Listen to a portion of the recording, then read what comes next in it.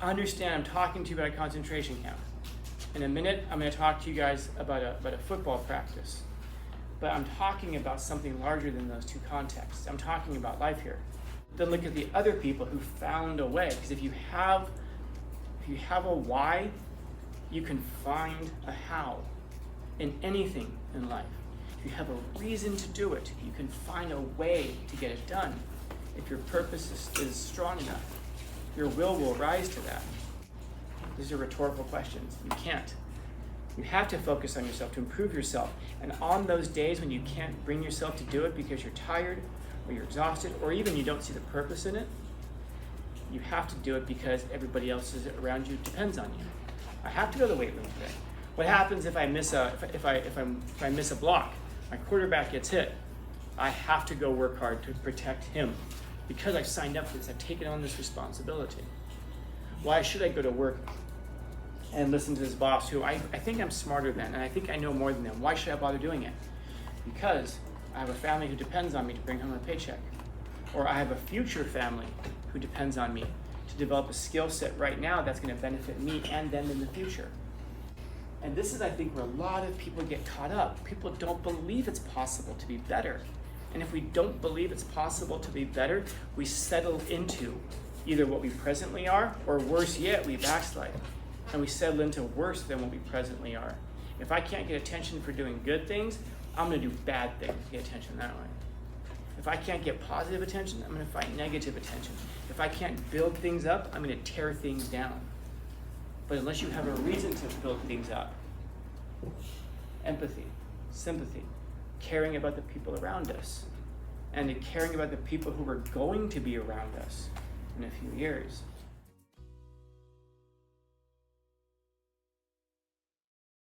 If I have any of you guys as 12th graders, we read some stuff from this guy, Viktor Frankl.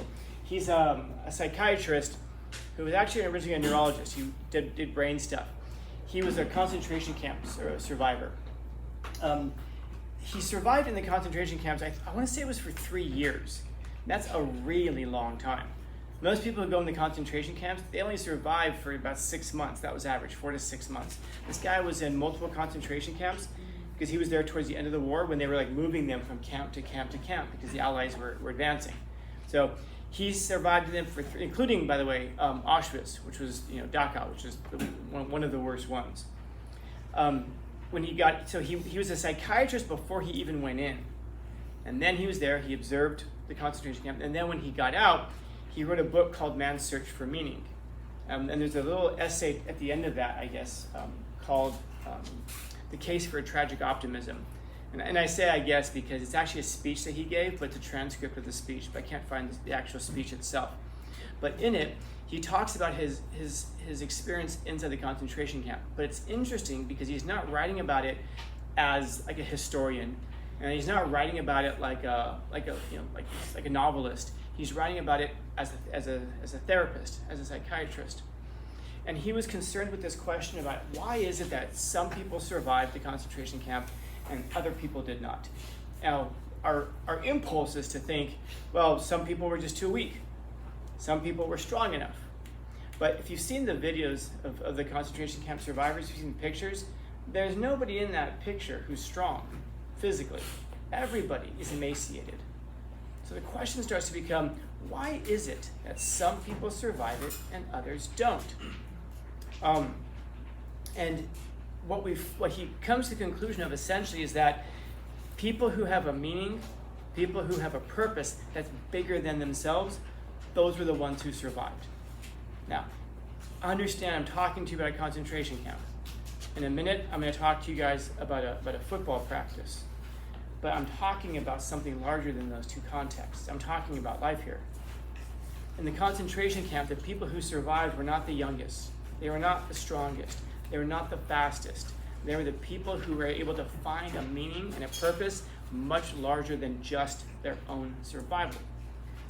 So for example, you and I are in a concentration camp. We're digging a ditch or whatever. I'm getting tired, I'm exhausted, and I collapse. What's going to happen to me? I die, yeah. The guards are going to come over and say, he's weak. Boom, shoot, take the body away. And then that's it.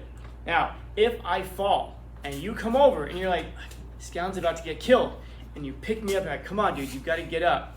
Come on, let's go. Stay with us. I can't, I'm too tired. No, you're not, dude. Come on, keep working. The guards might see us talking.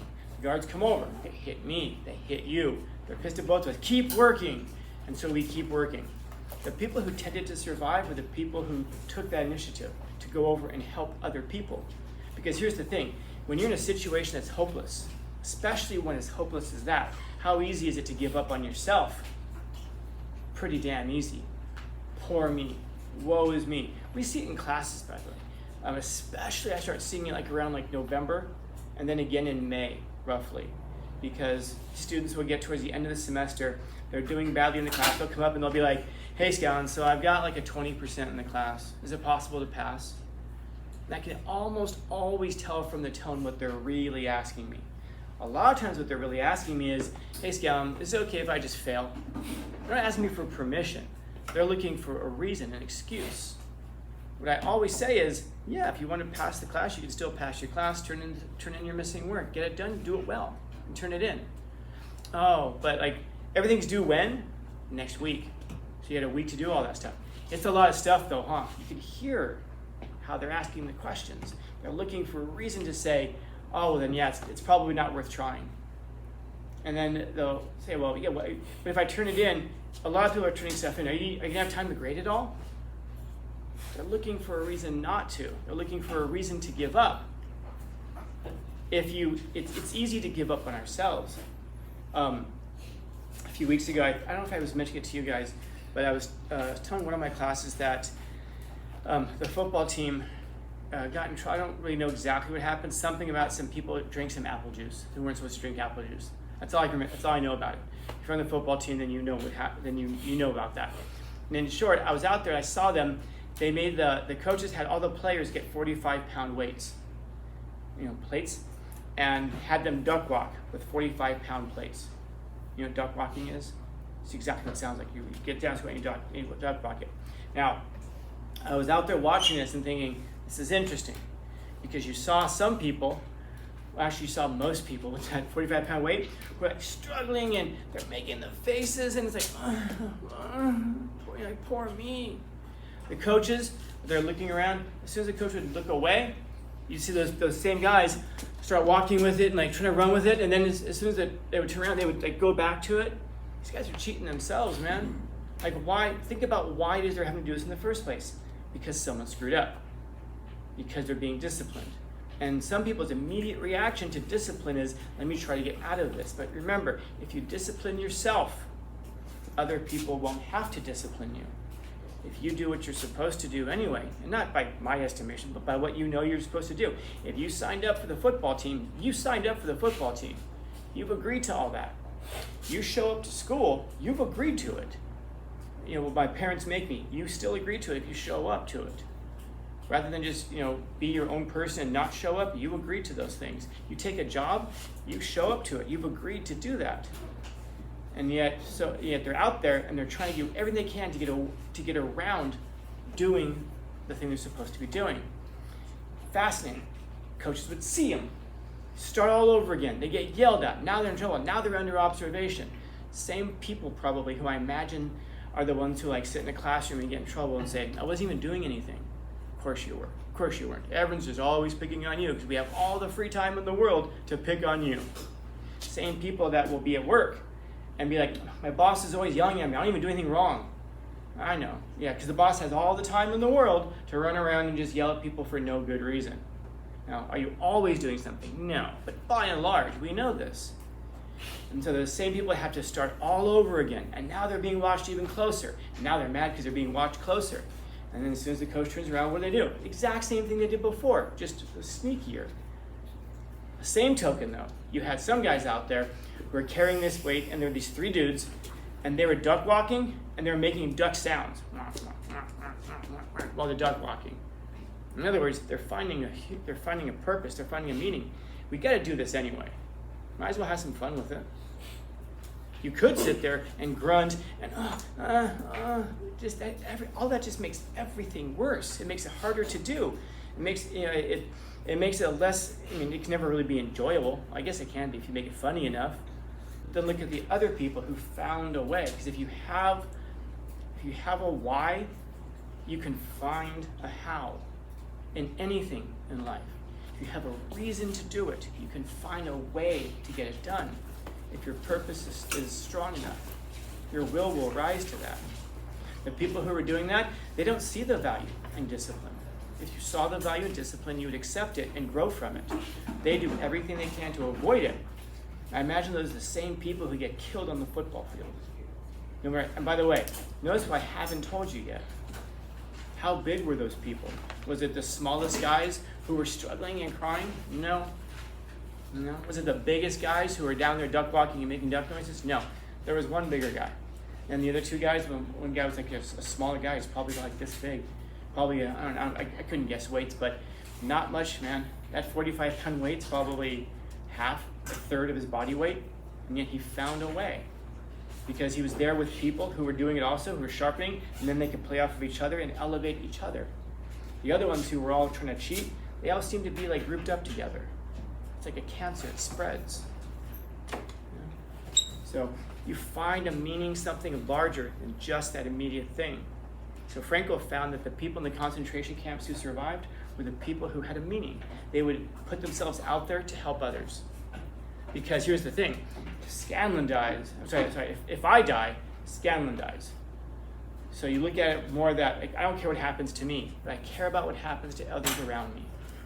Even if I'm tired, I know I have to do this because it's better for the team. Everybody's going to benefit.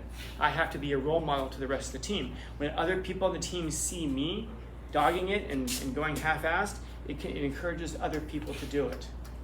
If I'm loud and obnoxious, it encourages other people to do that, which is bad for the class, it's bad for the team, it's bad for the work environment.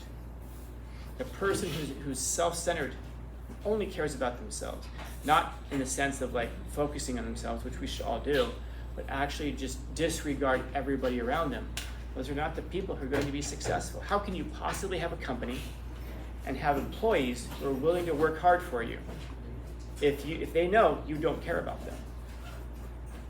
How can you have a team that is cohesive if everybody on there only cares about themselves and doesn't care about the group around them? These are rhetorical questions. You can't. You have to focus on yourself to improve yourself. And on those days when you can't bring yourself to do it because you're tired or you're exhausted or even you don't see the purpose in it, you have to do it because everybody else around you depends on you. I have to go to the weight room today. What happens if I miss I miss a block? My quarterback gets hit. I have to go work hard to protect him because I've signed up for this. I've taken on this responsibility. Why should I go to work and listen to this boss who I think I'm smarter than and I think I know more than them? Why should I bother doing it? Because I have a family who depends on me to bring home a paycheck. Or I have a future family who depends on me to develop a skill set right now that's going to benefit me and them in the future. So it's about looking beyond just yourself. But everything comes back to these. You've got to believe it's possible to get better. Because if you don't believe it's possible, you'd be crazy to try. If I told you, if you jump hard enough, you can reach the moon. All right, go for it. If you don't think that's possible, you'd be crazy to be doing it. Spend the next 60, 70 years of your life every day just jumping as high as you can. It's stupid. It doesn't make any sense. You have to believe it's possible. And this is, I think, where a lot of people get caught up. People don't believe it's possible to be better. And if we don't believe it's possible to be better, we settle into either what we presently are, or worse yet, we backslide. And we settle into worse than what we presently are. If I can't get attention for doing good things, I'm going to do bad things to get attention that way. If I can't get positive attention, I'm going to find negative attention. If I can't build things up, I'm going to tear things down. But unless you have a reason to build things up, empathy, sympathy, caring about the people around us, and caring about the people who are going to be around us in a few years, whether it's family, whether it's professional, whether it's friends, whatever it is. And so, we're alive. All of us, right? Okay, if we weren't, this would be a really weird conversation.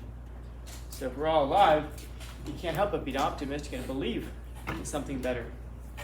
And if you're an optimist, he says, we're forced to believe we can survive anything that we must. Because if you have a why, you can find a how. Questions? Comments, concerns, complaints, criticism, critiques? Happy Wednesday.